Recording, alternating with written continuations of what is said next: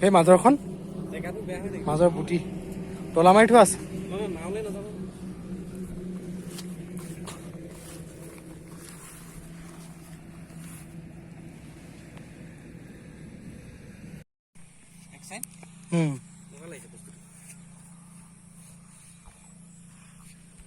Bordoibam Bird Sanctuary. Hey, ওপৰত উৰি আছে কেইটামান পেলিকান হাড়গিলা আৰু বিভিন্ন ধৰণৰ প্ৰজাতিৰ চৰাই এতিয়া ইয়াত আহি খাদ্য বিচৰাত লাগি আছে বিভিন্ন ধৰণৰ প্ৰজাতিৰ